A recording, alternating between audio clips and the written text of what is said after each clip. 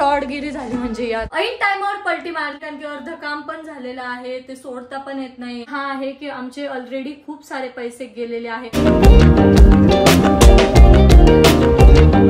Good morning and welcome to our new blog. आजचा blog literally 2:30 वाजता चालू होतोय. हर्षद शाळेतून जाऊन पण आला तेव्हा आमचा ब्लॉग चालू होता की आई घरी नाहीये, त्यामुळे मला आहे ना सकाळ सकाळी लवकर उठावं लागतंय, सर्व आवरावं लागतंय. म्हणजे ना पूर्ण टाइम त्यामध्ये चाललेला आहे. आता चालू करेल तेव्हा चालू करेल, त्यामध्ये ना पूर्ण टाइम तसाच गेला. आता आम्ही चाललोय आपल्या सह्याद्री होलसेलरवर. म्हणजे ते शॉप मी तुम्हाला कधी दाखवलेलं पण नव्हतं ब्लॉग मध्ये, म्हणून मी तुम्हाला ना आता प्रॉपर डिटेल मध्ये शॉप दाखवेल. ऋषी सर सुद्धा मस्त एकदम स्टायलिश तयार झालेले, म्हणजे तो स्टायलिश दिसतो, रोजच दिसतो.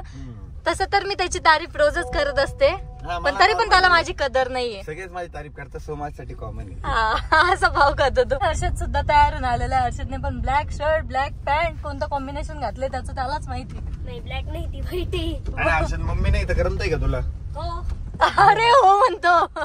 आणि मामाचं वर्ष श्राद्ध आहे ना, मामा एक्सपायर होऊन आता 1 वर्ष होतील, तर वर्ष श्राद्ध आहे त्याच्यामुळे भागवत बसलेलं आहे मामाच्या गावाला. अरे तिथे ऍक्सिडेंट झाला. झोमॅटो नाही डॉमिनोजची गाडी आहे. बिचारा बरं झालं, लागलं वगैरे नाही लागलं वगैरे नाही, फक्त स्लिप झाली. अरे चिखला पाण्याचा हाच तर प्रॉब्लेम आहे की गाड्या स्लिप होतात डायरेक्ट. आम्ही आलेले आहे सह्याद्री होलसेलरवर, जे बारव्याच्या रोडला जे शॉप आहे ना आपलं, तिथे आलेलं. जे शॉप आहे आपण आत्ताच घेतलेलं आहे, याचं अजून कामच चालू आहे. चला मी दाखवतो. आणि आपल्या घरापासून ना एकदम जवळ आहे, एकदम 2 मिनिटाच्या डिस्टन्स वर आहे. हे जे घेतलंय ना पलीकडचं, हे ऑनलाईन डिपार्टमेंट साठी घेतलंय आपण. इथं अजून भरपूर सारं मटेरियल, म्हणजे आता आम्ही सुरुवातच केली, अजून याचं काम बाकी आहे. सगळं मटेरियल आपल्या इकडे उतरणार आहे. बेसिकली हे गोडाऊन आहे आणि आपलं जे होलसेलचं मेन शॉप आहे का ते सुपारी हनुमान मंदिराकडे आहे, नगर खाना गल्लीमध्ये, दिवाण देवडी, छत्रपती संभाजीनगर. आणि हे आपले बॉस टमाटा सॉस अमोल भवनकर. अमोल भवनकर बोलतोय वाटतं आहे ना, बरोबर ओळखलं.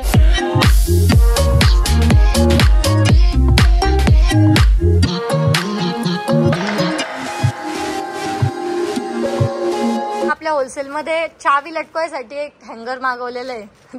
4 बाया आहे त्याच्यात नाचणाऱ्या. दाखव कसं आहे ते. मग कामावाले आहे वाटतं. काय जयराम भाऊ, एक एवढं पाठी लागत नाही तुमच्याकडनं.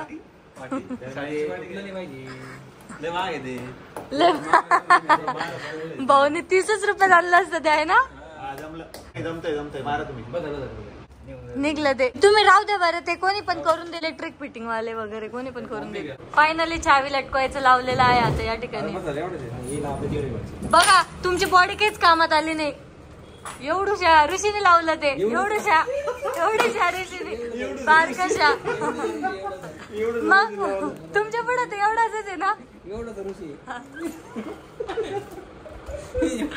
बघा ताकद बघितली पण ताकद.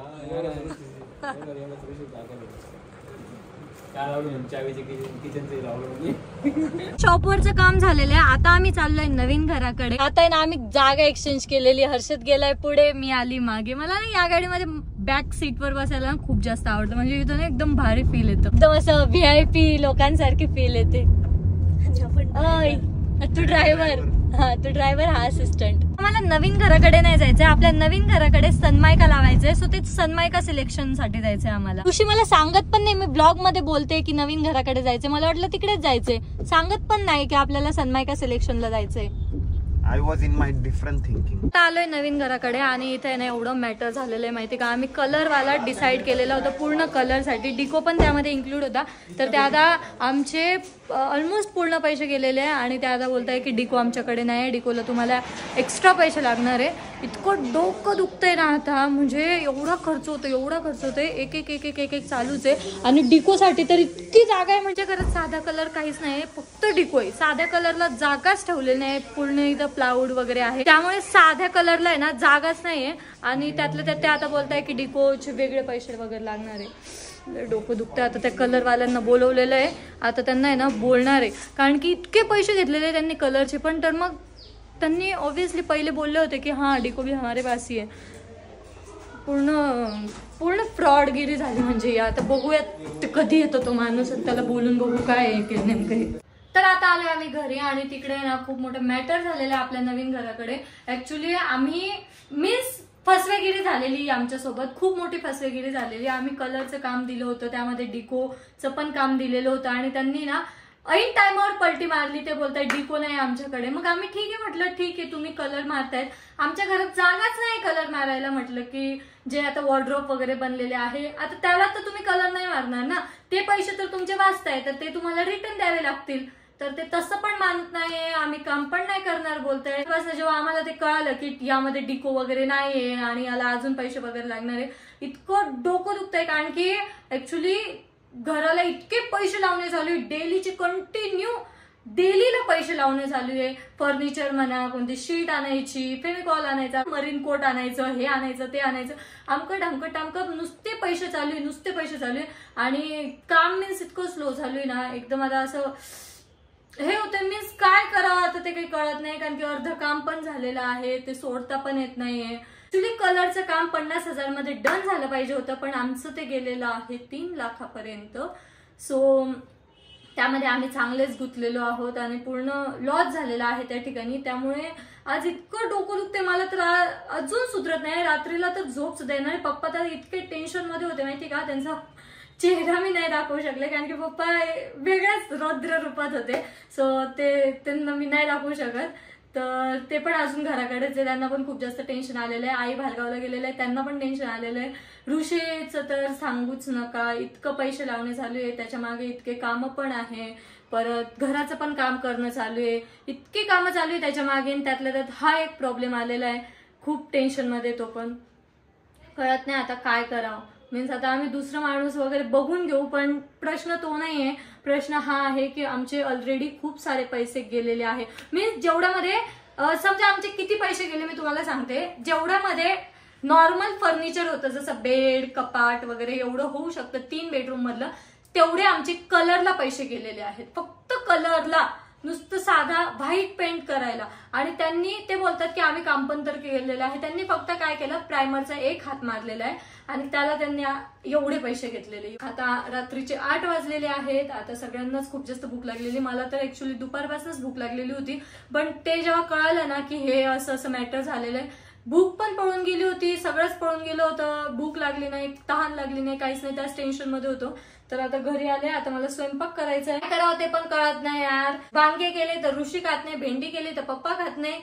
तर मी आता काय करते, थोडी वांग्यांची भाजी करते आणि थोडी भेंडी करते, म्हणजे दोघं पण खातील. डोकं दुखते मला, तर इतकी भूक लागलेली मला आता कंट्रोल होत नाही. पटकन एकदा पोळ्या टाकते आणि भाजी पण टाकून देते. जेवण स्वयंपाक झालं मी कोणाचीच वाट बघत नाही, आता मी डायरेक्ट जेवून घेणार आहे. तर ऋषी आलेला आहे घरी आणि स्वयंपाक सुद्धा झालेला आहे. या ठिकाणी मी बनवलेली वरण पोळी, वांग्याची भाजी, ऋषीसाठी भेंडी केलेली. थोडी भेंडी कशी झाली रे, लय कडक होऊ दिली, काळी काळी, थोडी अजून क्रिस्पी होऊ शकत होती. आता काय कोळसा करायचं बाकी होता त्याला, बघ किती काळी झालेली आहे, पूर्ण काळी आहे. मी काळा आहे म्हणून मला काळी भेंडी आवडते.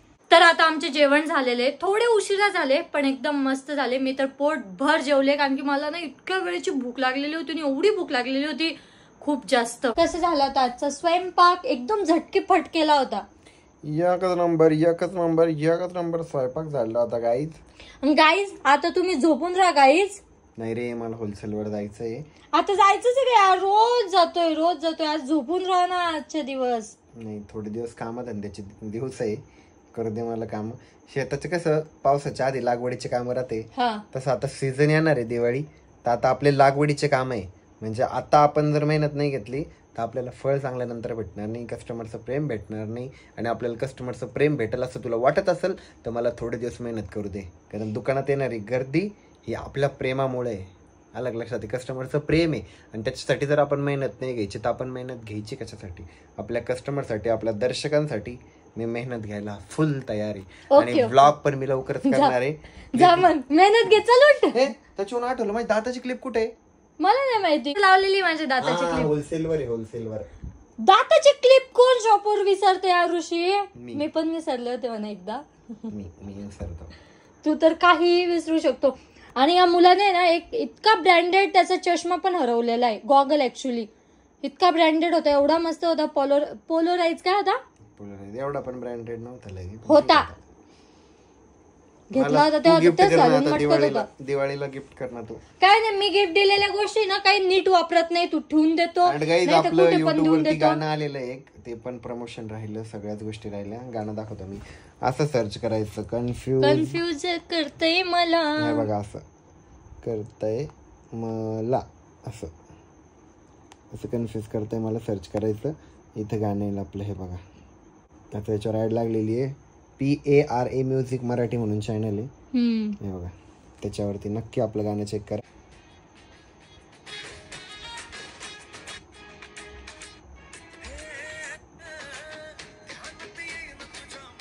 युट्यूबला बघा, इथंच नका बघू, तुम्ही सर्च करा आणि मग व्हिडिओ बघा. जा मग तुम्हाला जायचं असेल तर केस बघ कसे झाले, त्याला तेल लाव, थोडे असे भुरके झाले. इतकी केअर घेतो, इतकी केअर घेतो.